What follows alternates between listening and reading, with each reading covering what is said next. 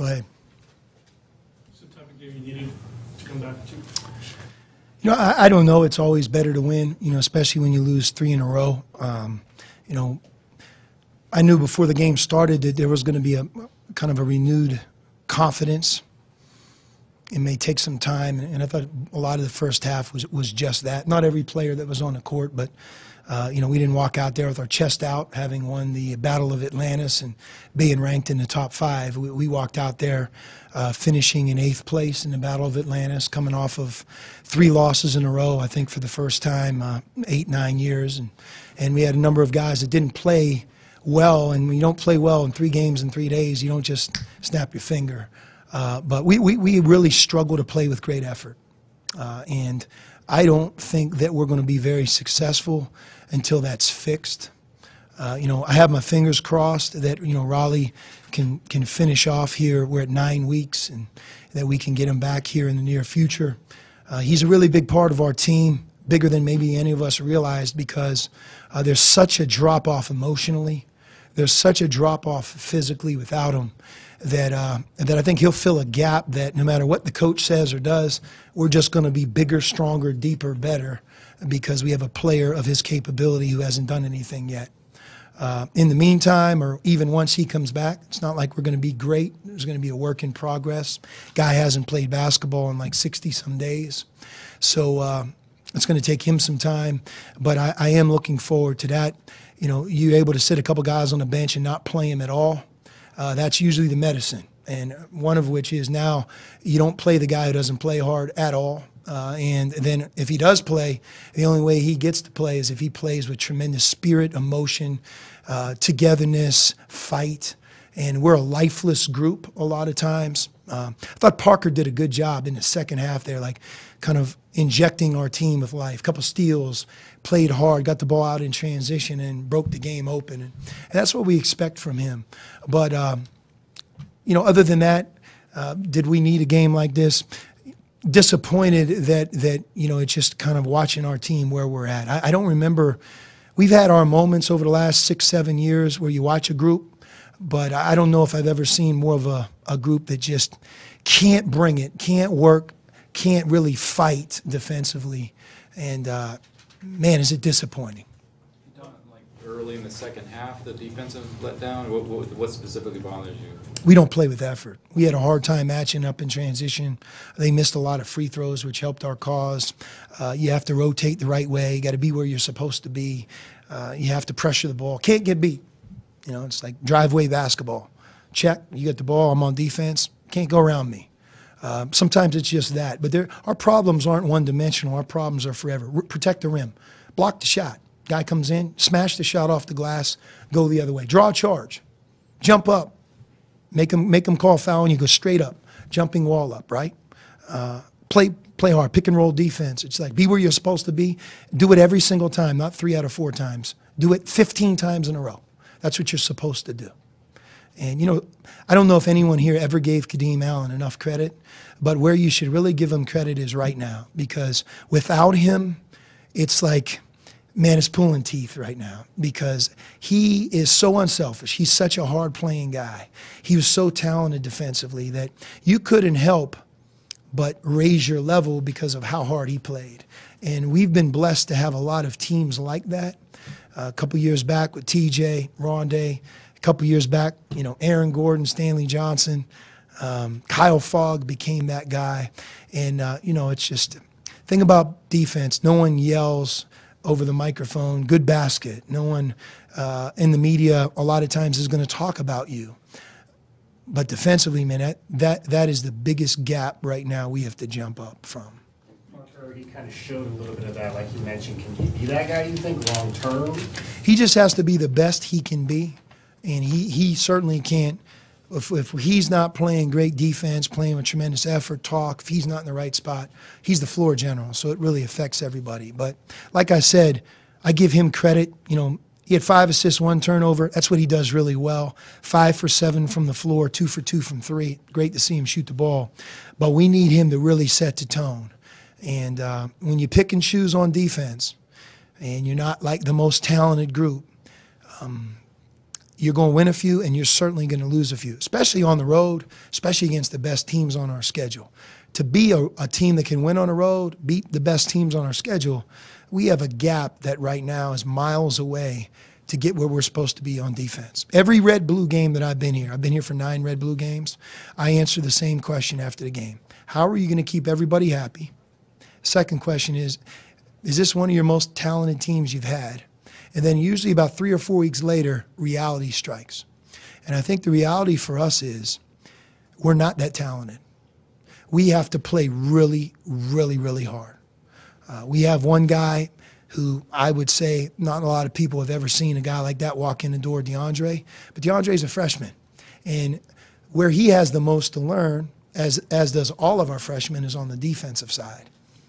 So while we're working on that, we need a couple of our veterans, and we need guys that have been here and done it before to really embody the qualities of playing hard, playing together, being in the right spot.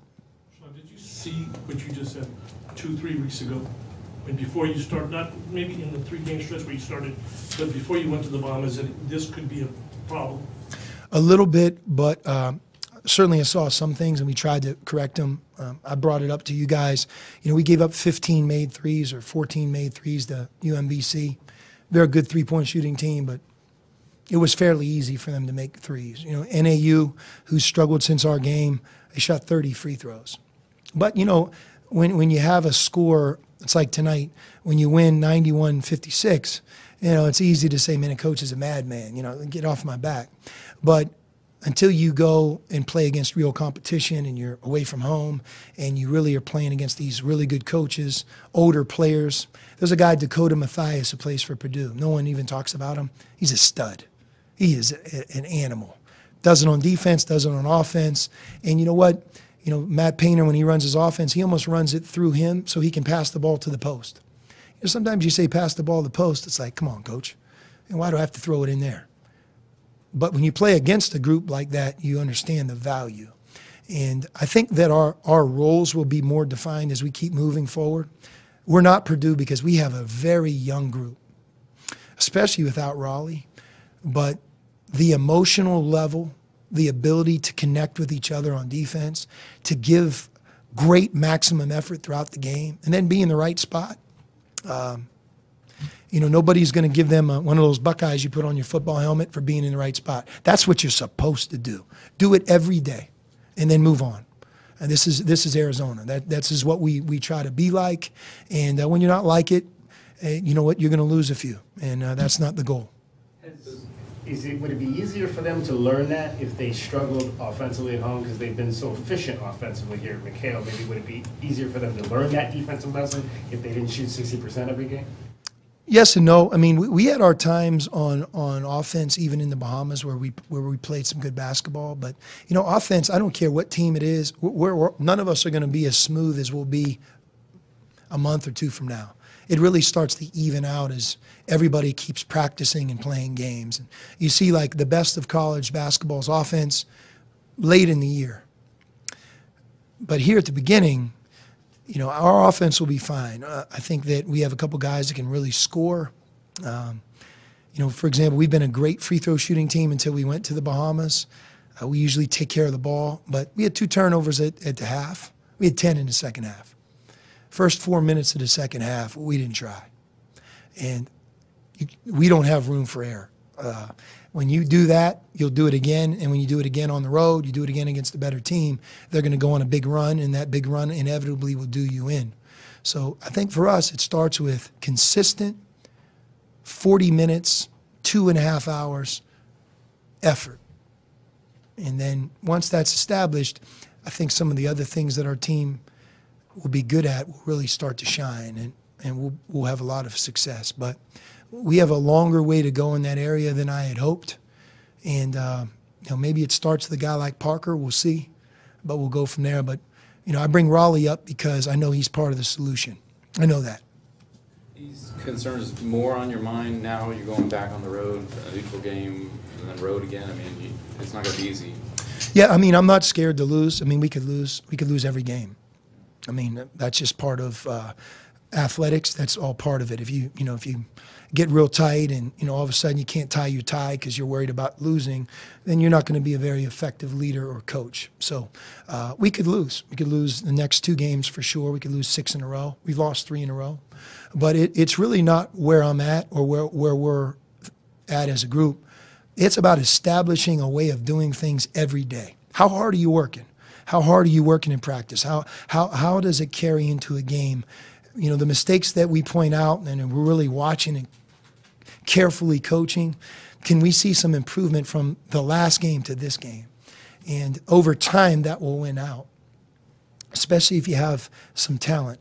And we have talent. We're not overwhelming. We're not overwhelming. I talked to our guys in the huddle. When I was watching the Bahamas games, we could only watch the TV copy, and I kept seeing the number 3 recruiting class in the country pop up on the screen like 75 times. And, I find myself saying, where'd you go? Where did you go? It's like the race starts all over again in college. Just because you were ranked such and such in 11th grade, no one cares.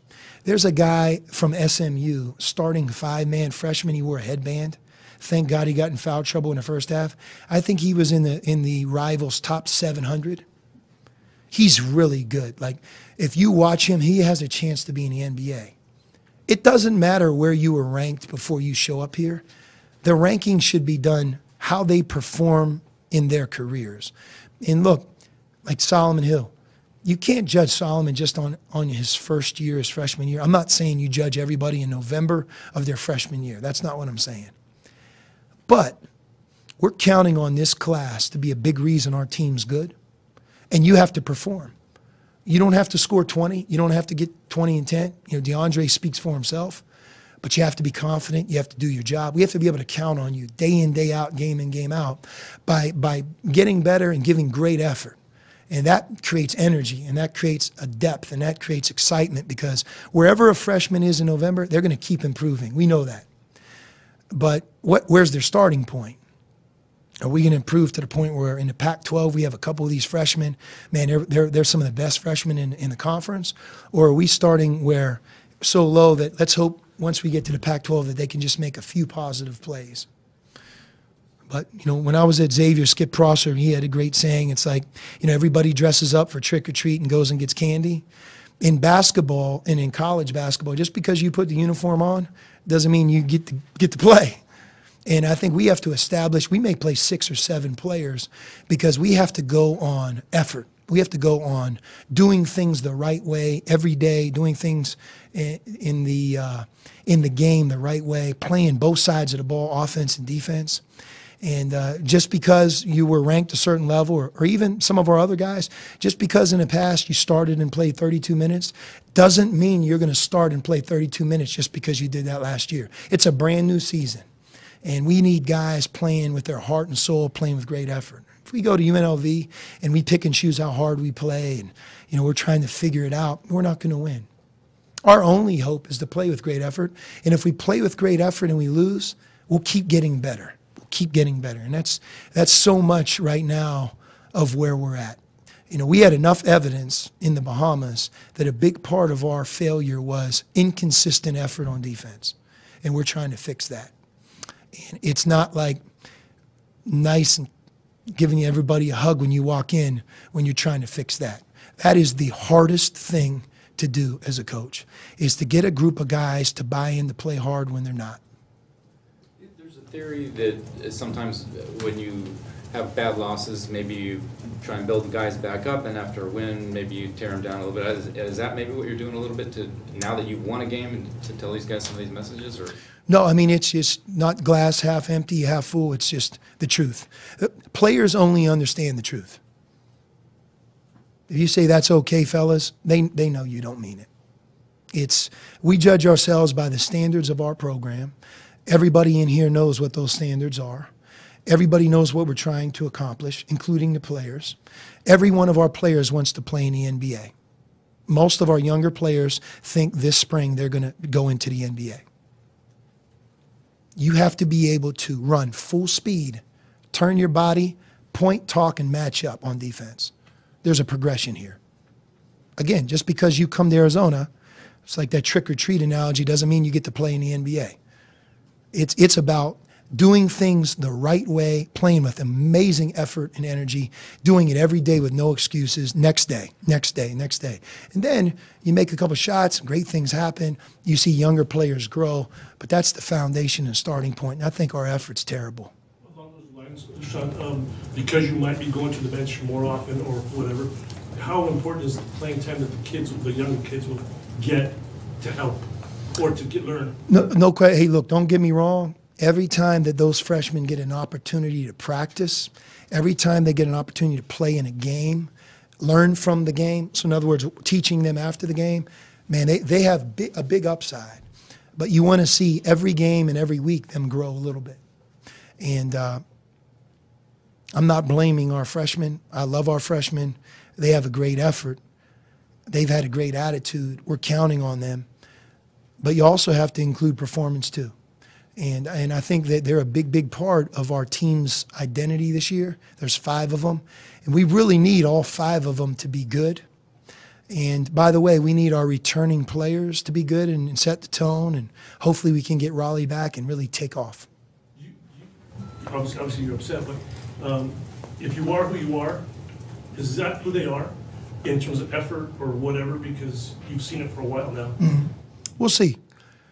We'll see. There's a lot. We're early on here, and I think that's one thing that eventually we'll get right. And when we do, a lot of, I think, positives will follow. But I don't see a lot of positives coming until that's established. How hard are you willing to play, and are you willing to give of yourself defensively? And look, there's no coach who doesn't believe it, and if there is one, he's not very good. You know, so we're trying to be better. Sean, as you said, that's probably the most difficult thing to coach because there's nowhere to draw that up on a whiteboard effort. So is using the bench as motivation going to be your friend? That's one thing, and, you know, practice as well. You know, practices can go a lot of different ways, and, you know, sometimes, you know, just so you guys know, our practices weren't negative coming out of the Bahamas. I mean, we took an approach of really trying to learn from our experience. I mean, we demanded a defense, but it isn't like everyone was kicking balls around the gym and running every time they made a mistake. It was about being the most ready that we can be for Long Beach State, knowing that we had a lot of work to do on defense and on offense, but especially on defense. And then we got to the game, and I thought at times we were okay, but I expected more. I expected more. A sense of lack of effort. At this point, why do you think that is? I think we have a lot of younger players that probably don't have enough evidence yet to realize how hard it is to win in college basketball, how hard you have to play. And we have a couple veterans that they're not showing the way. And that combination is who we are right now. Again, you talked about Emmanuel and the defensive potential he had. Now you're not playing him basically at all. I mean, is that what you're talking about as far as just not effort with him, or is there other issues, you know, learning? You know, his knees are bothering him a little bit. And, you know, it's the great opportunity is like on game day, you can always get a guy like him to rest his knees. And I think his knees will get better when he rests. Today was a great opportunity for him to get some rest. So his knees are bothering him, no question, but he's not a defensive stopper right now. Well, we have to keep coaching him and bring out the best in him. With the knee, anything specific what it is? I think he has some tendinitis. Is emotional leadership something you either have or you don't? Can you make that a player an emotional leader? I think you either have it or you don't. Yeah. But I think younger guys can develop that. Again, I know I'm talking about Kadeem a lot. He's one of the favorite guys I've ever coached, partly because he didn't have that when he got here. He was quiet. He was underconfident. Didn't even know he was a part of our team. And the ending was amazing to watch what he developed, you know. So I guess in his case, maybe, but to me, he had it. We just had to bring it out of him. And I think for us, we have a couple guys that have it. We have to bring it out of them. You know, I think that's more it. But you can't turn it on. You know, you're in Thomas and Mack getting ready to play UNLV, and you're an emotional guy. You're ready to go. Well, look, I didn't hear much from you when we played the last. It has to be every game, every day, for it to really mean something. Do you have a lot of guys, given what you just said, who pay attention to the thing in front of you and are concerned after games to read the numbers? Yeah. About what they got? I think so. You know, I think players in general, they love to score, you know. But, you know, like I told our guys, Sports Center highlights, they don't show those highlights when you're not ranked. You know, it's like, I'm gonna go home and watch my highlights. There are no highlights. You lost 3 in a row. You know, you're over there. And again, the more you're over here, I think the healthier it is to get their attention, the healthier it is to have a great day of practice, because right now where we're at, there is no cutting corners. It's we have to do things right. We have to do things right every day. We have to coach these guys hard. We need leadership to develop. We need toughness to develop. And we have to do a great job, man, of just getting better at all of the little things, the effort things. And I'd say the hardest part about coaching in Arizona in the climate that we have now is that not too long ago when you had a culture, it was like you turned the water on and it wasn't going to ever leave. You might have a bad game, bad moment. There's always a player that can lose confidence. But the water is all what turned on because this is who we are. This is what we do. But we lose 60% of our team every year. So there's a lot of guys leaving. And then when everybody comes back in, it's not like it's already turned on. You almost have to build your culture every year. And that's a hard deal. And that's why I think, you know, coaches like Calipari, they don't get enough credit because, man, they do that almost every year. And if you really pay close attention to a team like Kentucky, they're going to get better as the year goes on because if you judge them just on November, playing a lot of freshmen. But you watch them in February and March, man, they're playing hard, they're playing together. But he develops that. And this year at Arizona, we're either going to get a passing grade and develop that or we're not. I know a lot of that's going to be on me. But that's a fight that I'm going to fight. So we're going to see how it goes. I have with Kadeem, kind of 2 parts. So coaching him, and you obviously enjoyed coaching him, and the hard work and the things that he did. Does part of that come from him never, you know, being that top 50, 5-star, whatever, and in the sense of you coach a mix of guys, some of the guys like Kadeem, and then you get your top 10, top 20 players. What's the difference between coaching a guy like a Kadeem and then a guy that has been ranked in 5 stars forever? You can't generalize that. You know, it's sometimes we do that just, you know, maybe a summer coach or travel team coach isn't a good guy, but a high school coach is. You know, there's some awesome travel team coaches. Awesome. I mean, guys that give their heart and soul and help so many kids. And then there's high school coaches that maybe don't care as much as others, you know. So it's tough to just generalize just because they are 5-star guys are spoiled, pampered, right? Guys who aren't ranked high aren't spoiled and aren't pampered. There's some 5-star guys, and we have a couple guys here right now, and we've had players that are awesome, great. And Aaron Gordon's a great example. I mean, the epitome of the hardest working, toughest guy in the gym, yet he was a 5-star guy. We have some guys that are, you know, ranked low, and we brought him here to develop, and they're the biggest babies we've ever recruited. So it's hard to judge that, you know, and I think that, you know, that's not what I'm doing here today. But we need everybody. We need our freshmen to be great. We need our returners to be great. We got to get Raleigh back. And then when everybody's back, we need tremendous effort. And that's what our fans expect. I mean, if I was coming to the game, I don't want to sit there, eat my popcorn, and just say, is he trying it? A little bit. Oh, he's trying harder, trying a little bit more. Now that's how it looks. Oh, he's not trying again. That's not fair. What we deserve and what everybody deserves and we deserve from each other as a team is to play this game as hard as we possibly can. And I know I'm repeating myself, so that's where we go. And you know what? Thomas and Mack, UNLV, hey, we could get on another losing streak, no question. But we can also win the game. And the way we're going to win the game is to compete and make each other really proud of our effort. And it's disappointing through 7 games that this is where we're at. But I think that I'm not going to duck it, and we're not going to duck it. We're going to work hard to improve it.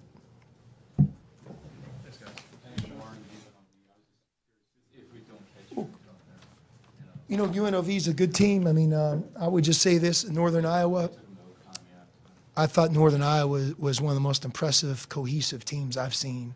They could have won the Battle of Atlantis. They got a great coach. Hard to go to Northern Iowa and play them, and I know UNLV lost a hard battle, so they're 6-1. I'm gonna watch Utah a couple times. I think Utah is impressive, and obviously UNLV had a great game against them. So it seems like they're really a talented group. Last time we went to Thomas and Mack, we took a great team in there and lost. So I think we know what we're up against.